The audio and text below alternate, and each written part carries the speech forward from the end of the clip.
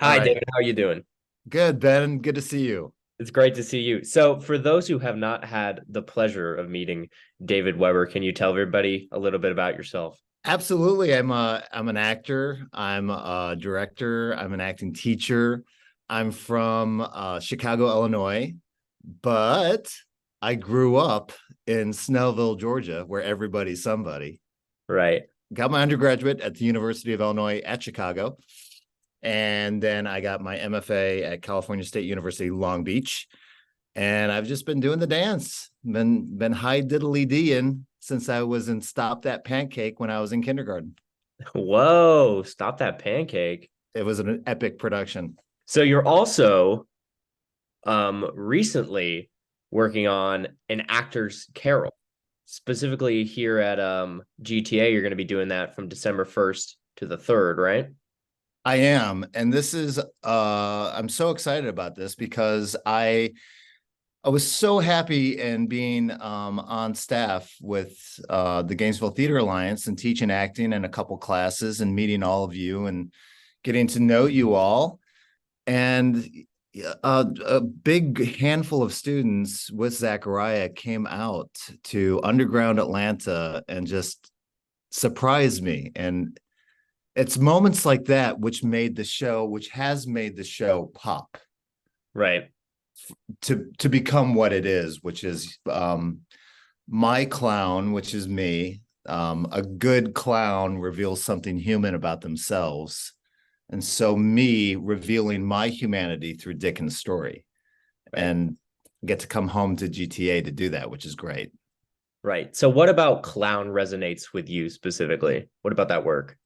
It's empowering. It's really, really hard. I wasn't the most popular. I None of us wasn't are. getting I wasn't getting sought after for dates. I I developed a well-made crafted mask, which is my clown, to make friends and to find my community, to feel comfortable in my skin through some pain. And so the training of clown has been able to find the craft in that. Right. So, like a stand up comic, when they go out and do their set and they just bomb Hmm. and then find where the humanity is, Right. that's how this show has been. That's the only way Eastern European clown really works. Right. So you're And using all of it, the good and so I'm using all of it. And so right. now this is the third run or the third year of the tour. There is some gold here in all of that work. Right. And the reason why it's not masochistic is because I know that that's the end goal. So it's not like I'm just dying in my act in front of people. It's always Uh-huh. joyful, and it's always joyous. It's just it has to clown has to start from who I am, and then that's where the funny will materialize. And Right. if I start with like, hey, it's good to see everybody, and try to do jokey, that doesn't work. And the audience lets me or any other clown know that. Right. You can't ignore anything. Exactly. You got to use it. Right. So how is it different from location to location? Does it change any? Speaking on that community. Yeah, it keeps me on my toes. Hmm. So the show in Seattle will be amazing for the show that I'm going to experience at GTA, which I assume will be an audience of a lot of my peeps, which will be you all and a lot of old friends and that celebration. And that will still be challenging, but Seattle will be challenging in a different way because the community doesn't really know me. Hmm. And they don't really know what's this clown Christmas Carol thing. And so what they will experience, just like GTA will experience, is the story from a different lens or a more personal lens. I'm hoping. So what's scarier to you? Being back home or touring in different cities? That's a great question. I think the terror of will it be what it was when the students loved it at Underground Atlanta? Right. Is it gonna suck now? Am I gonna embarrass myself in front of Zachariah? And he would probably say, yes, you will, and I'll love it. Um, and I have to just remind myself that it's really not about me. It's about the story, and it's about that dance, and it's the roller coaster. It's once I strap in and I confront the moment, the lights go on and I do the show. And that's has always been joyful, even when I started to build it Right. in Blairsville, Georgia in 2020. But even still, you use that fear, I and do. you don't ignore it. That's part Yeah, of Ben, I when I was a young actor, how old are you now? 20. 20. So when I was 21, I had I guess my teachers would say that I had a tremendous amount of potential. Yeah, I was I was doing the dance. I was in conservatory. I was studying BFA. I was in the zone. Mm. But personally, I was so petrified. Like when I would audition, I would be so nervous that I would literally shake. Right. And it was just so uncomfortable. It was not sustainable. So a friend of mine, a teacher friend of mine said, you should try stand-up comedy. He goes, you need to get over that. He goes, you need to figure out what that terror is. Jump in the deep end.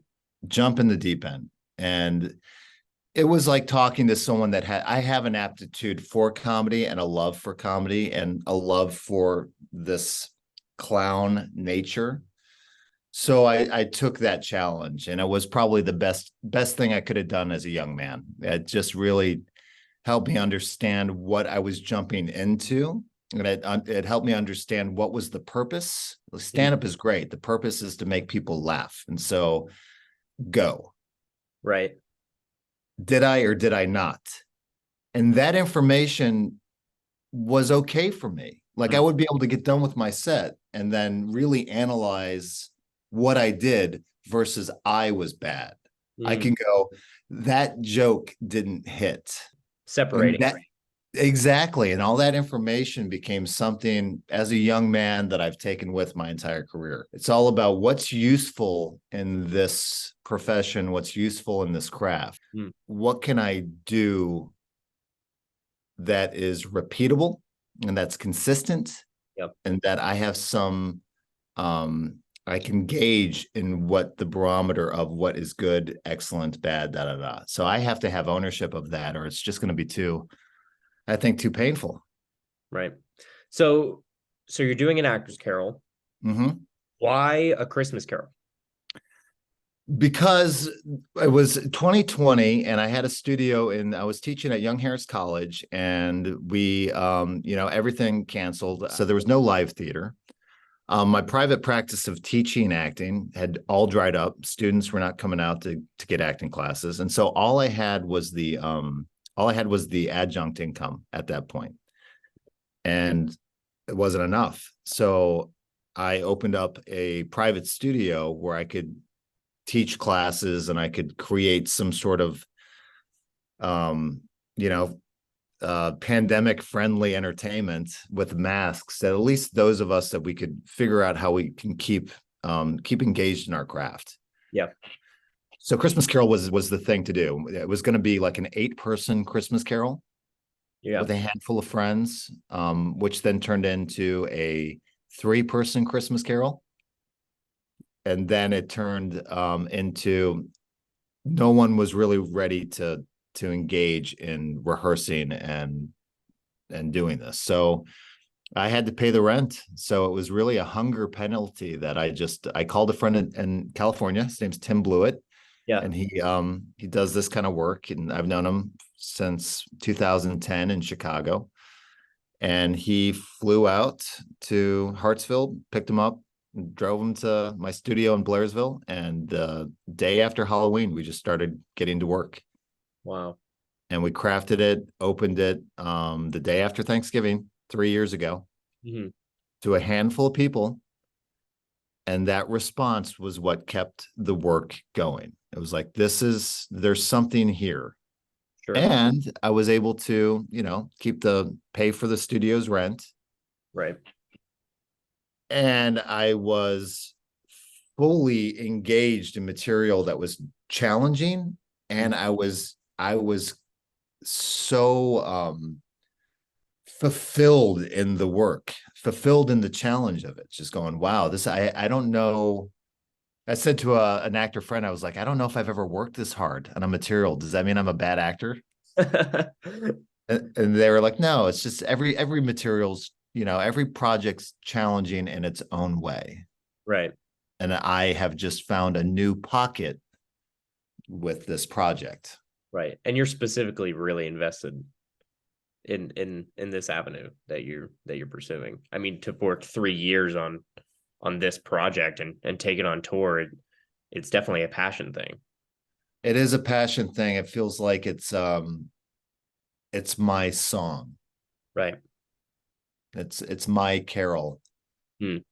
that is tied to my professional aesthetic. So when Oklahoma State University says, what do you do? I can say, I do this.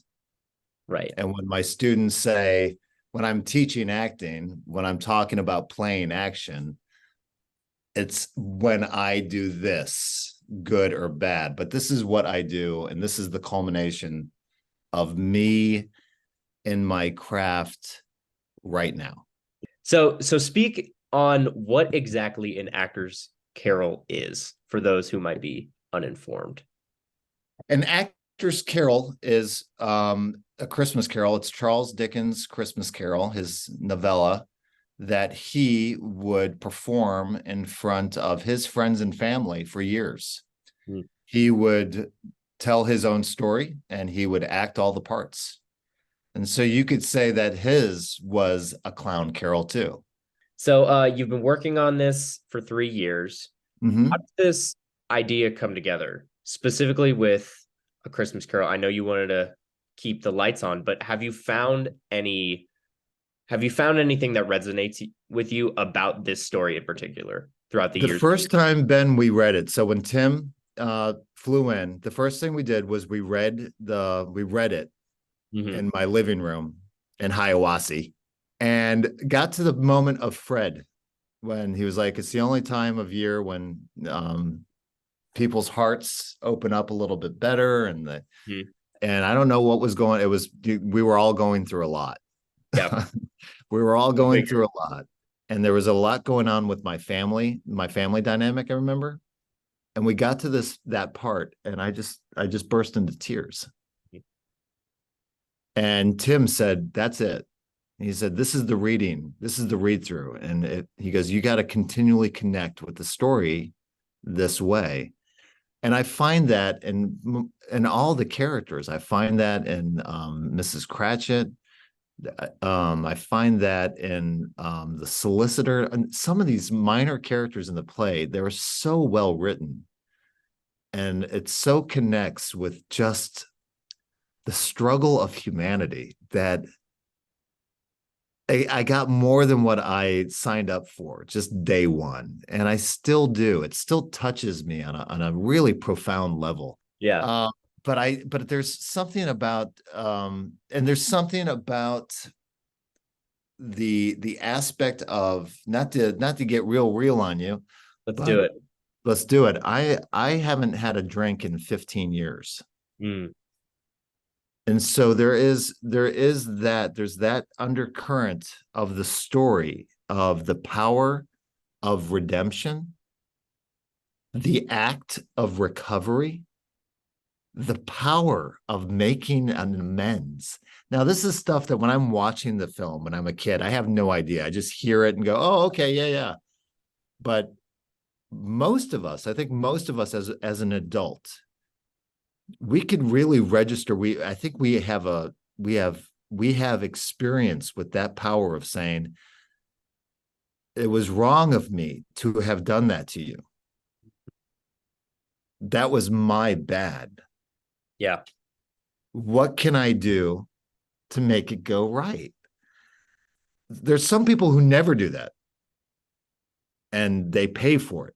Scrooge won until he doesn't.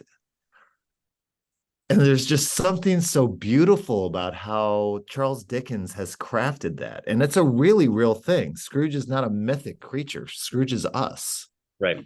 And we all have that ability to make an amends. We all do. And it's hard. It's not easy. But what you get from doing that. And that's why I think the clown work resonates with it so well, because it's taking that vulnerability. It's taking all of that stuff that, you know, for a lot of people, like you said, growing up, that might be in the background, you know, and it's bringing it to light. It's saying, don't ignore this. Look at the vulnerability. We're going to showcase it, and we're going to make you laugh too. Exactly. And I think that's beautiful. And I think you're a brilliant guy. And I am so excited to watch An Actor's Carol. I will be there December 1st. I'm ready for it. Thanks so much for talking with me, David. Ben, I really appreciate you taking the time to do this. And hopefully I didn't talk over you too much. No, man, it was great. It was great.